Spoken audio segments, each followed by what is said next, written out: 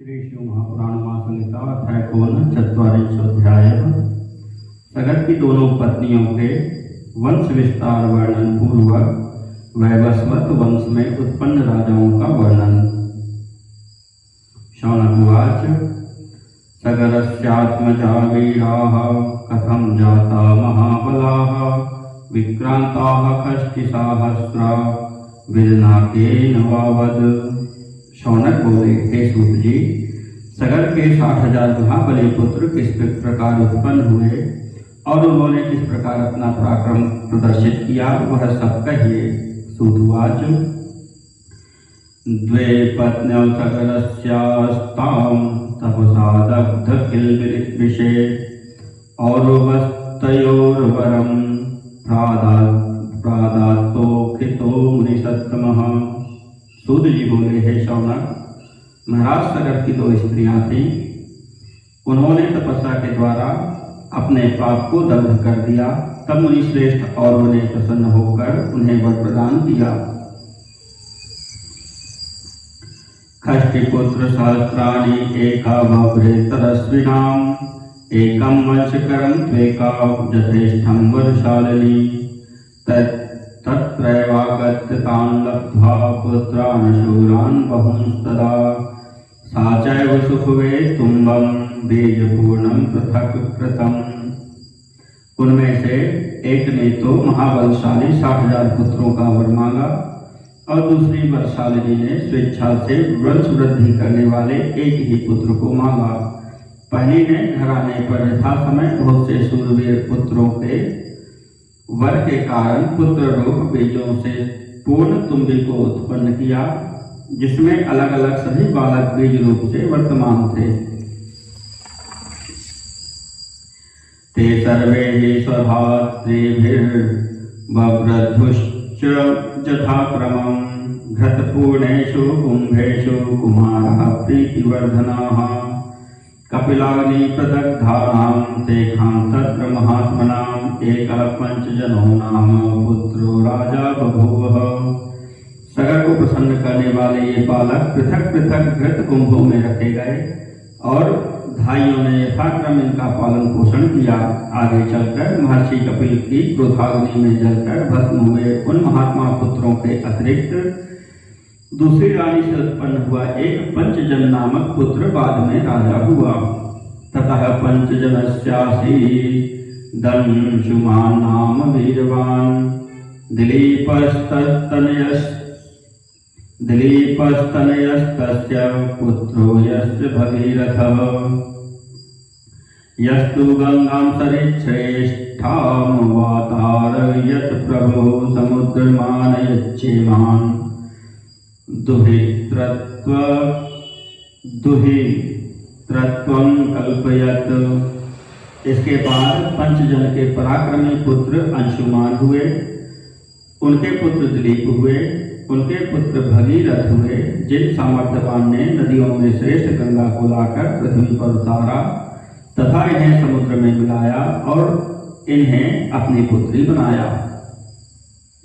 भगीरथ सुतो राजा श्रुतसेनेति श्रुतः नाभागस्तु सुतस्तस्य पुत्रः परम धार्मिकः अम्बरीकस्तु नाभागिः सिन्धुद्वीपस्ततोऽभवत् अयुताजित्तु दायादः सिन्धुद्वीपस्य वीरवान्। भगीरथ के पुत्र राजा श्रुतसेन कहे गए हैं। उनके पुत्र नाभाग हुए जो परम धार्मिक थे। नाभाग के पुत्र अम्बरीश और उनके पुत्र सिंधुद्वीप हुए। सिंधुद्वीप के पुत्र वीरवान अयुताजित हुए।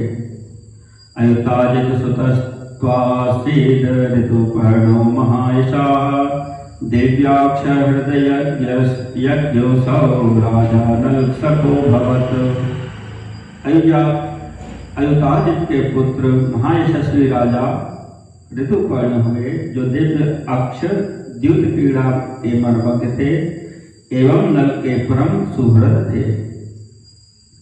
ऋतुपर्ण सुतस्तस्वासीदनुपर्णो महादतिः तस्य कल्माशपादो वै नाम्ना मित्रसहस्तथा कल्माशपादस्य सुतः सर्वकर्मेति विश्रुतः अनरण्यस्तो पुत्रो भूत विश्रुतः सर्वशर्मणः।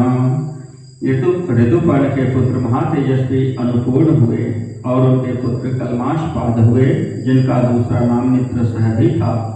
कल्माशपाद के सर्वकर्मा नामक पुत्र हुए और सर्वकर्मा के अनरण्य नामक पुत्र हुए।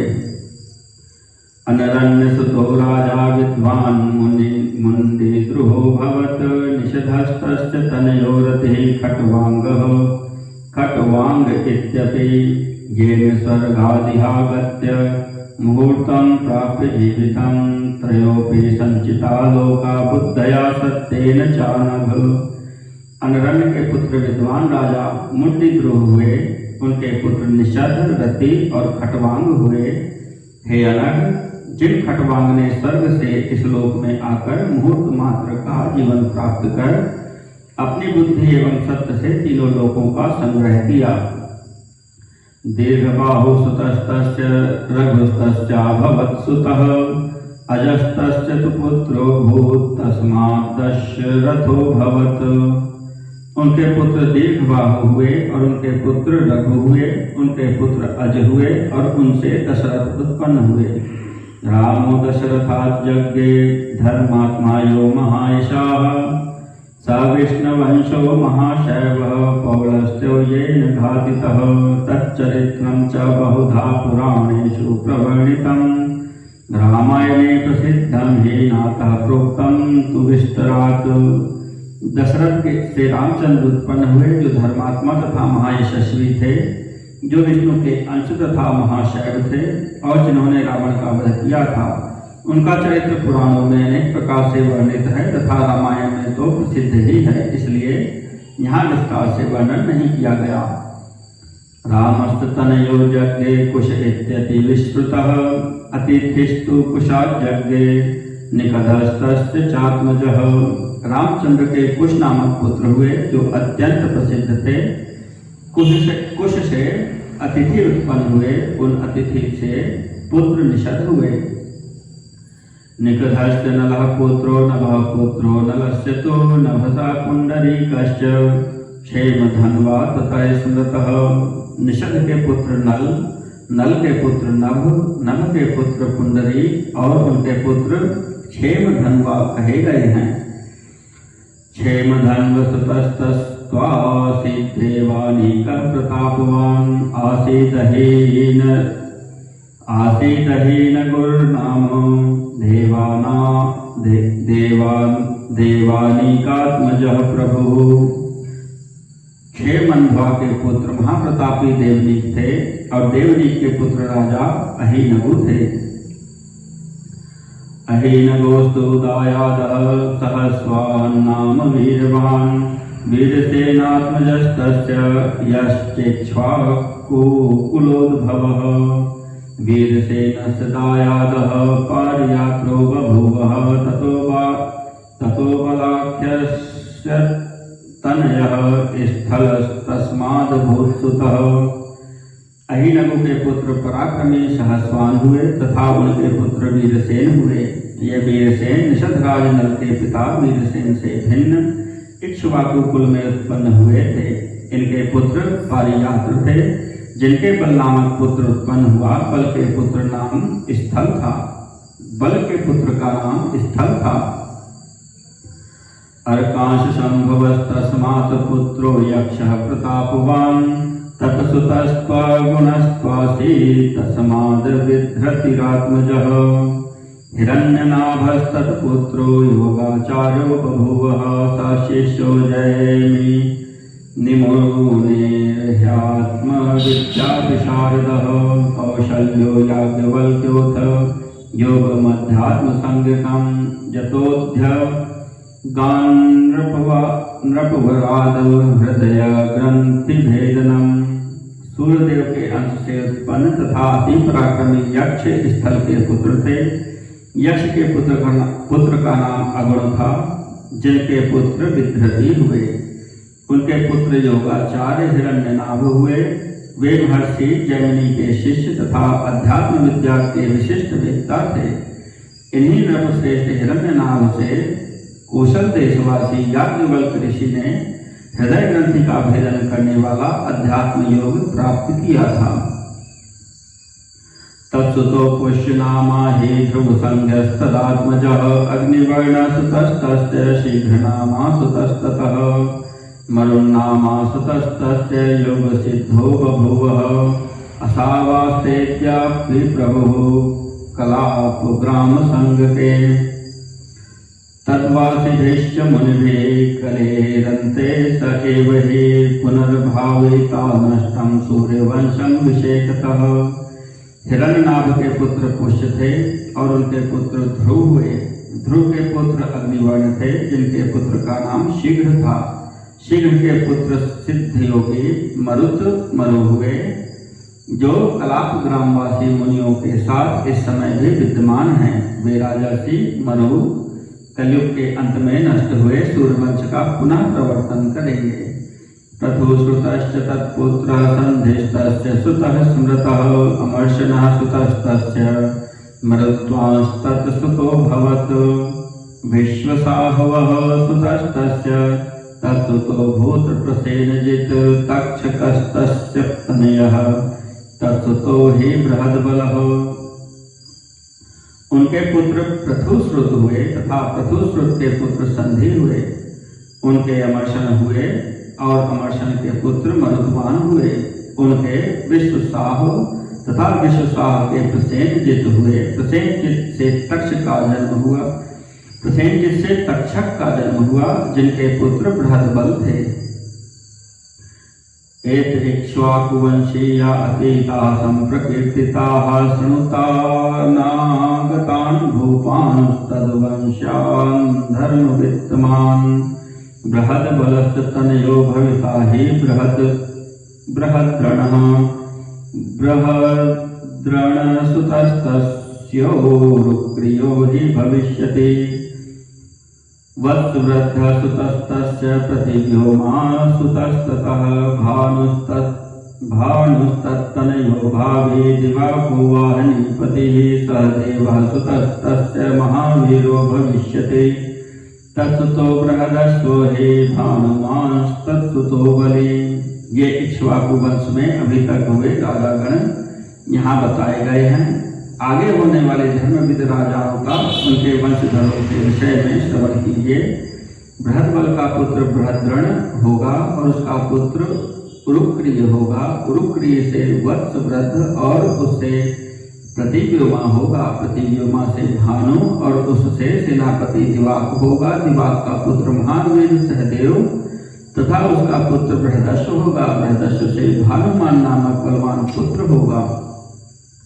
सुतो भानुमतो भावी प्रतीकाश्वस्य वीरवान् सुप्रतीकः सुतस्तस्य भविष्यति नृपोत्तमः मरुदेवः सुतस्तस्य सुनक्षत्रो भविष्यति तत्सुतः पुष्करस्तस्यान्तरिक्षस्तत्सुतो द्विजाः सुतपास्तत्सुतो वीरो मित्रचित्तस्य चात्मजः बृहद्भाजः सुतस्तस्य भैर्नामा तदात्मजः।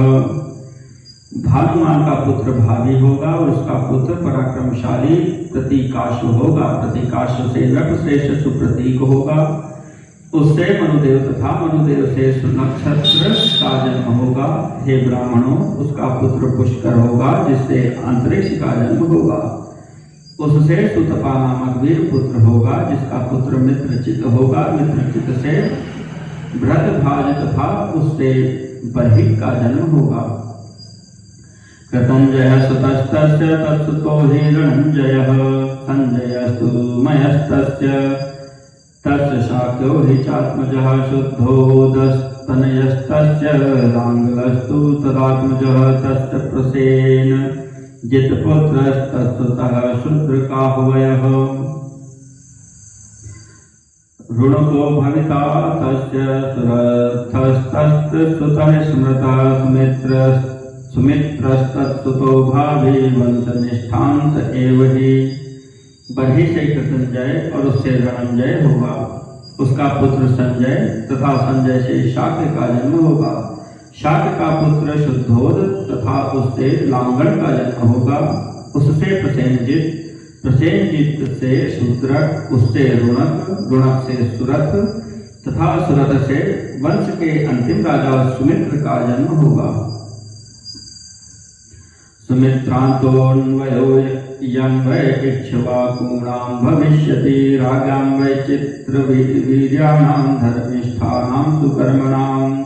सुमित्रं प्राप्य राजानं स तद्वंशः शुभः कलौ संस्थां प्राप्स्यति तद्ब्रह्मो वर्धिष्यति पुनः कृते।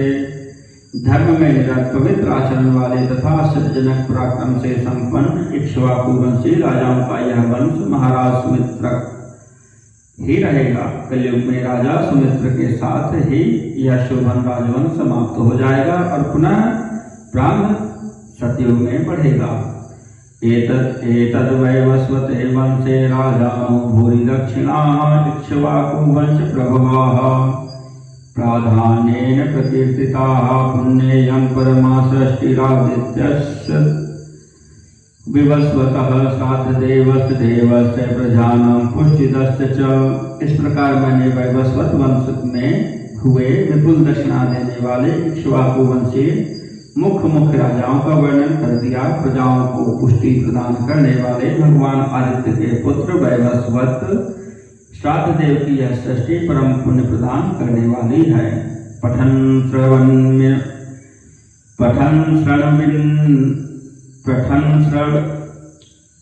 श्रवन्निमां सृष्टिमादित्यस्य च मानवः प्रजावानेति सायुज्य में भुक्त्वा सुखं परम्। भगवान आदित्य की इस सृष्टि को पढ़ने तथा सुनने वाला मानव संतान परंपरा से युक्त होता है और इस लोक में परम सुख भोग कर सायुज्य मुक्ति प्राप्त करता है। इति श्री शिव महापुराणे पंचम संहितायां वैवस्वत वंशोद्भव राजवर्णनम नामैकोनचत्वारिंशोऽध्यायः।